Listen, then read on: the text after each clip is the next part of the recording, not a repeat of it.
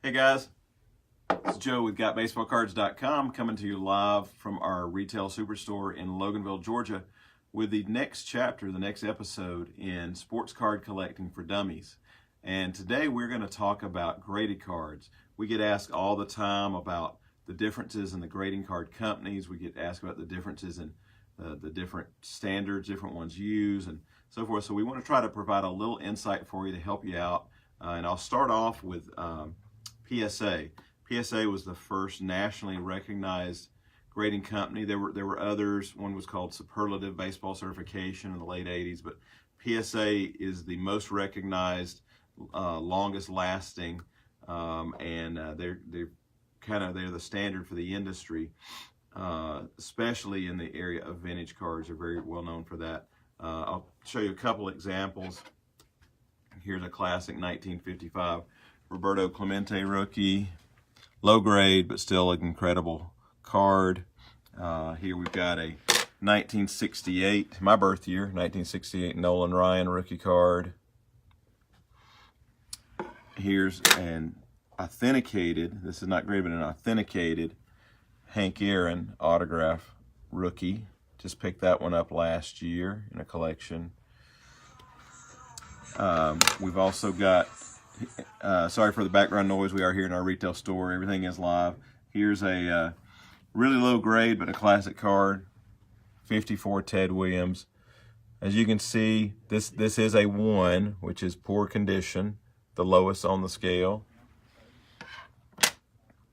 To talk to you a little bit more about PSA, they are the company that graded the most expensive card ever sold, the T206 Honus Wagner. They graded a PSA 8. It was actually the first card that they certified in 1991. The card sold for over $3 million. Recently, a PSA 9 Mickey Mantle, 52 Topps rookie, sold for I believe it was $2.8 million. So it's catching up. One question I'll handle first that we get asked all the time is, how does a grading company determine the grade of a card? There's a lot of different factors. One of the first things they look at is the corners. If the corners are worn, if the corners are damaged, that's going to lower the grade of the card. Another thing they look at is the surface of the card. If there's indentations, if there's scratches, if there's markings, anything that goes on the can be on the front or back of the card on the actual surface can impact it. You've also got the actual edges of the card. They can be crisp and clean and sharp, or they can be worn and ragged. You also have to consider the centering of a card. I'll give you an example here. This is a Beckett grade, and we'll talk about them more in a minute, but this is a Beckett Vintage Grading, BVG, Joe Namath rookie. Now, as you can see, this only graded a 2. The actual condition otherwise would probably be in the 4 to 5 range, but notice how bad the centering is. This card's actually miscut. This one we sent to Beckett because PSA often doesn't grade cards that are miscut like this. Beckett has different standards. The back is all completely there, but it is miscut on the front of the card. Classic Joe Namath rookie card. Beckett is also highly collected, and people have a great respect for the grading from both BGS, which is Beckett Grading Services, and BVG, which is their vintage division, which I believe their cutoffs are on 1980 on that, where they grade vintage cards through their vintage grading division. One of the most confusing aspects, though, with Beckett that we often get questioned about is their BCCG division. BCCG stands for Beckett Collector Club Grading. Many years ago, there were a number of offshoot grading companies. There still are some, but and the thing is, they were offering much lower cost grading. High volume turnover of the grading, a little bit cheaper holder. And so Beckett came up with an alternative to kind of their first class service, which is the BGS and the BVVG, with the BCCG. And the way a typical grading scale works, we'll cover PSA first, and we'll cover all of them. PSA is a 1 to 10 scale, 10 being gem mint, 1 being, as we saw with the Ted Williams, poor, and then there are subgrades in between, except once you hit a 9 is a mint card on their scale, then it goes to 10 as gem mint.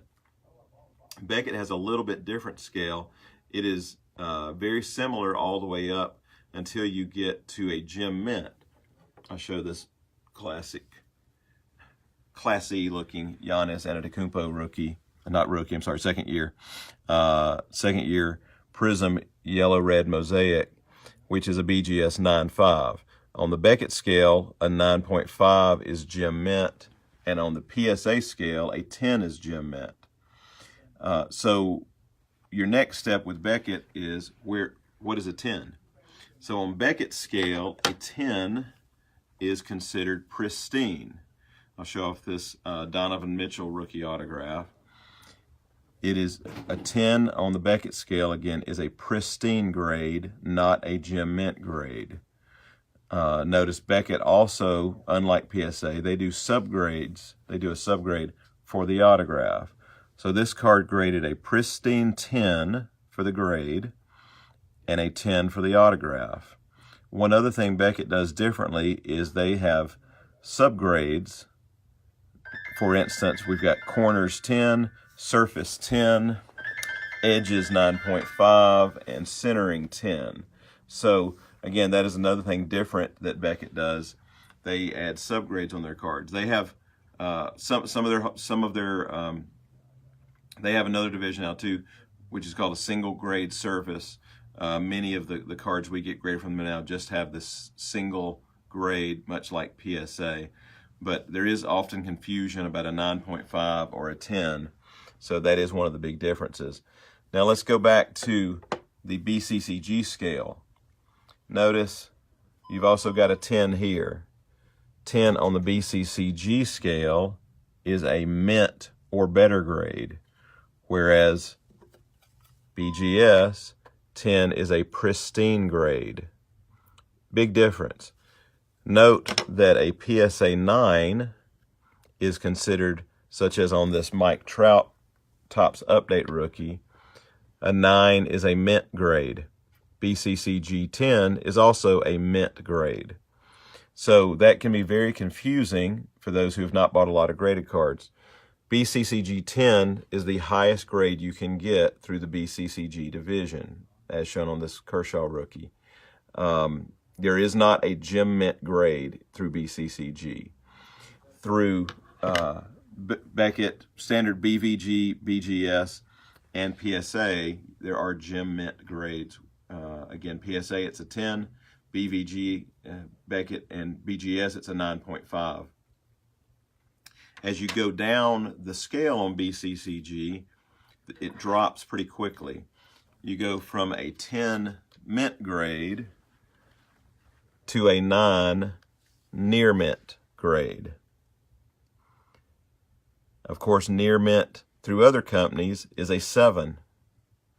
So you have to be very careful if you're buying a BCCG 9, as the actual condition is equivalent to a BGS 7 or a PSA 7.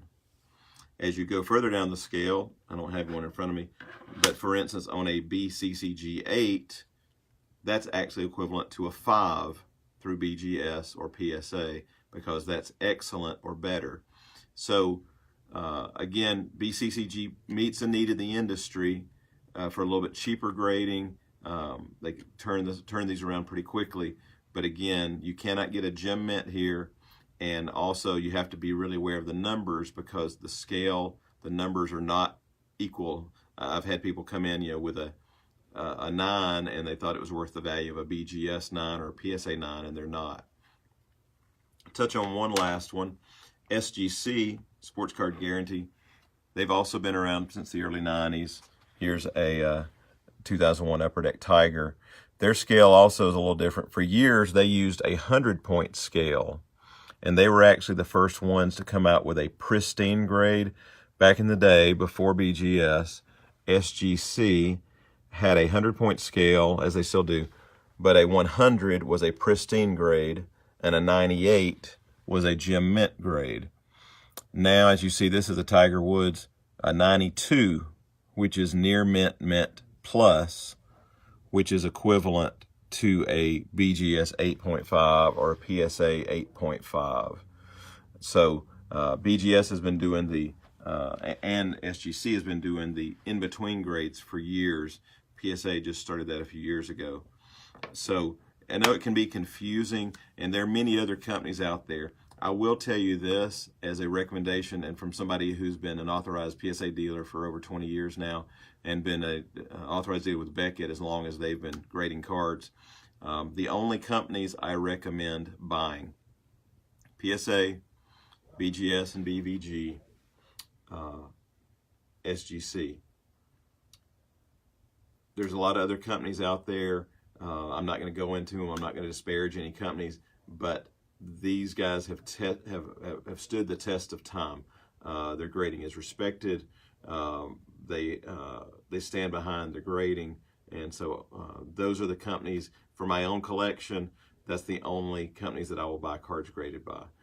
So you got to be very careful out there, because there's a lot of companies that they may have a really nice looking holder and they might grade your cards quickly, but the key is the resale value. And my other recommendation, if you have a really nice vintage collection, I highly recommend using PSA and secondarily probably SGC on those, because they are real experts on the vintage grading.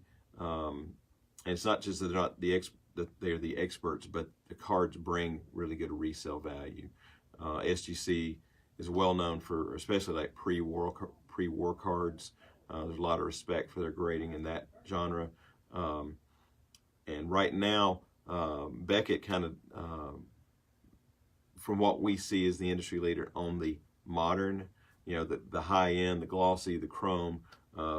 We have more customers ask us to grade with BGS on the, especially the Bowman's Best, the Bowman Chrome, the Finest, those type brands. Customers really like to have in a BGS holder.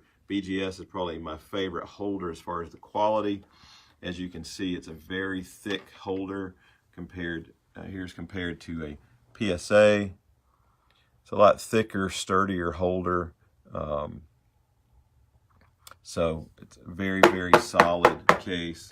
And so a lot of customers like to see their modern high-end cards in those. But again, my biggest warning is just be careful of a lot of those offshoot companies, because PSA, Beckett, SGC, they've been around for decades doing card grading. And so that's the only companies that we recommend. Right now, we currently just use PSA and Beckett for our grading, but we're always happy to buy SGC collections when they come in. So I guess I'll show off one more really nice one. We bought this one a collection last year. Pretty sweet. 86 Jordan rookie, PSA 8.5. About a $2,500 card now. And again, I've showed off the name. And so it is a big world out there of grading. And so we are here to help you out. We are happy to help you with your collection. If you'd like to bring your cards in, we'll help advise you as to where you should grade them, if you should grade them. Many times over the years, we have saved customers large sums of money because they came with collections that they wanted to put money into grading, but they weren't necessarily high enough grade, high enough condition to put the money into. So that's part of our service that we provide here at J&J Sports at our retail store and GotBaseballCards.com online, because we highly recommend grading if the cards are nice enough. I mean, you can see significant increase of value. Just take a look at a 93 SP Jeter. Those are a PSA 10 just sold for around $100,000. PSA 8s are a couple of hundred. So dramatic differences there. So we're here to advise you. We're here to help you out. And so hopefully this has provided just a little bit of insight for you on the wide world of sports card grading. And you're always welcome to message us, send any questions you have, or come by our retail store here in Loganville, Georgia. So again, this has been Joe with GotBaseballCards.com. Sports Card Collecting for Dummies, Episode 2. Thanks so much for tuning in.